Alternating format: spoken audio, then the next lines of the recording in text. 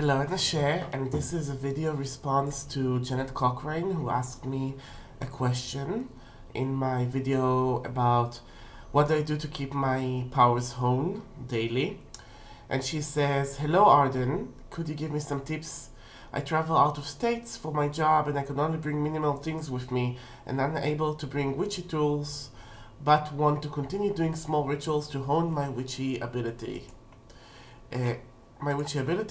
And the culture I'm surrounded in is afraid of occult and witchcraft. And I asked her, "Where are you traveling to?" And she says, "I'm currently in New Mexico state, a state that has its own supernatural history. I work in a Navajo Indian reservation," which is, wow, great. It's like, and what I want to keep in mind, well, my advice has a practical answer and a philosophical answer. So let's start from the philosophical and move to the practical. First of all, places that are afraid of witchcraft usually do witchcraft to protect from witchcraft.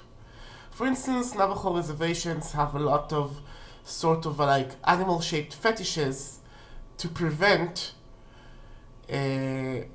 your livestock, sheep, and other things to be cursed. So it's a witchcraft to protect from witchcraft. So they wouldn't call it like this, they will give it another name, but you could actually study how to protect yourself from witchcraft and get like legitimate forms of spellcasting from the culture that you are in. So, it might be that when you're in a Navajo reservation, where you're walking in, you will have like little miniature horses that protects your horses or your equipment from being hexed. Or you will have many different ways, like for instance, all the Navajo hogs has like the Dio del Ojo, forgive my bad Spanish, that like protects against the evil eye. So those are your protection spells. Learn the culture that you are in and understand its benign, socially accepted magic, and so you don't need to bring anything with you. You just grab some stuff they have and incorporate it into your practice. And this is, by the way, pretty much part of how you can incorporate your witchcraft. Also, like, a few days ago, funnily you said that, like a few days ago I had this thing where I was with one of my lovers and we were taking a dog out. And when we were taking her out, we were taking out to a neighborhood and to a park, and I was like, okay, this park has everything I need. It's like, I feel the wind, that's element of air. My legs are on the ground, that's element of earth. All the plants around me, even if there isn't like exposed water, they are basically made from water. They're basically like their body's made from water. And every light, whether it's like the moon or the sun, and even electric light around me has the element of fire. So I took some time, took 3 cleansing breaths, and simply absorbed the elements around me inside of me while saying thank you. And as an offering, I left a few coins from my purse on the ground to absorb the energy around me or to be in commune with the energy around me. Now, had I had some food, I could have cut it into little pieces and put it as as some sort of like a fertilizer for the ground or whatever, but I used what I have. Now, one of the things so philosophically, you can connect to the 4 elements or to the many planets and the many elements or to the forces of nature wherever there are, and since they are everywhere, you don't need special equipment for that. You can do it just where you are. You don't have to bring stuff with you. And like what it would seem like would be like, oh, you're taking a few breaths and then like you drop some coins on the ground and this is basically how you hone your power. But when pupils of mine come to me and tell me, listen, I see witchcraft, you have all those devices and tools and herbs and potions. What is the quintessential things that you need? And I'm like, you know what? I could like survive everywhere without anything, having only 2 items. Do you want to guess what are those 2 items? I will tell you. And this is basically like something that is out of African witchcraft, but I think that all witchcraft is basically can take something out of it and use it.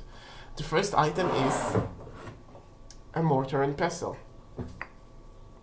This one has like, I made some healing balm, so it has still some dragon's blood in it that I'm refusing to let go and refusing to waste because it's very expensive.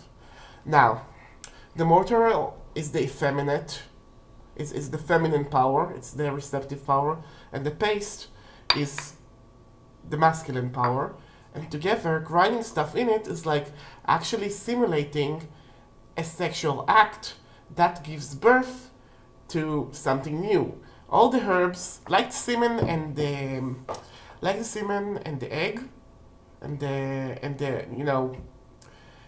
that comes around in the body. The baby is more than the sum of its parts. The baby is made from semen and from and from eggs, and like it evolves into a baby. Okay? So it's the same magical act. You learn the local flora and fauna, you grind them up, and while you do, clockwise you summon something, anti-clockwise you banish something, good for purifications, and also like several kinds of protections or curses. And this is a tool that you can get anywhere. It's like, in Israel it used to be difficult to find it. This tool, though, I got this in like one of the shuks. It was like 25 shekels. 25 shekels is less than $5. It was very cheap, and it's one of my favorites. I use it like a lot for almost all my magical concoctions. I would either bring it with me or just buy a new one where I'm going to, because it's not a special thing, but you can do so much with it. And also, if it wasn't enough for this is a wand and this is a cauldron, fire and water, Reverend Grimace, that recently died, may the spirits rest his soul, wrote an interesting section about magical tools and how to use mortar and pestle magically in his Grimoire of the Thorn Rose Witch, which is one of the best books he has ever written. So check that out. So, you can do a lot from something that is basically in any kitchen. And of course, if you only have one pair, just use it for your kitchen and get another pair specifically for your witchcraft, because sometimes we grind poisonous things that are dangerous. Also, you can read and study about local geology and topography. There are many places where you can find just wild quartz, and once you find it on the ground and it allows you to take it, it tells you, I want to work for you. It might not look as pristine, as beautiful as like, quartz that is coming from mystic shops or occult supply stores, but basically you found it in nature. So its spirit, its Indoki, its essence wants to work with you, so you can just carry it around in your pocket or put it in your house to do its work in perpetual secrecy. And people would open your drawer and see a little stone there and like, okay, it's a stone. Are you frightened from a stone? I found it, I thought it was interesting, I kept it. You can put it also like, you can have a potted plant, you can put it in the potted plant, then it's touching the ground while it's working. There are many ways to do like this ninja witchcraft.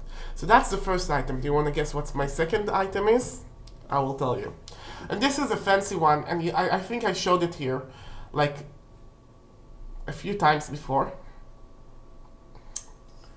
An incense burner, or a furibol. This one is an Ethiopian one, it's a ritual one, it's a big one. But you are going to the Navajo reservation and you're in New Mexico, and if I'm not mistaken, that place is in Texas, and they have a lot of copal burner. They have a lot of incense burner in which they burn copal resin to banish negative energy. I recently bought one that was basically, I bought one from Mexico through eBay, which I gave away as a gift, that has like, it's black and it had like little skulls on it, which was very pretty. And you can have it and tell other people you're afraid of witchcraft too. This is why you're burning copal all the time, so you wouldn't be hexed. And it's like, here, take some copal yourself so you wouldn't be purified too. Anyway, after you ground the herbs, the quickest way to take care of them is to burn them in an incense burner. Now, you don't have to have an incense burner that is an incense burner. You can also have a metallic bowl that you put on there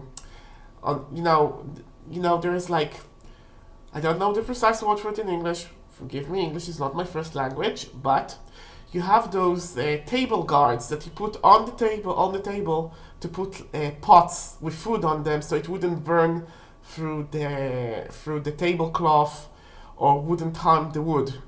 So you can take a metallic bowl, put it on one of those sturdier things, and just burn whatever you want there. You can get some hookah charcoals, which is the Mediterranean where I am, are very abundant. It's like it's everywhere. Everybody smokes the hookah, besides me. I don't smoke anything.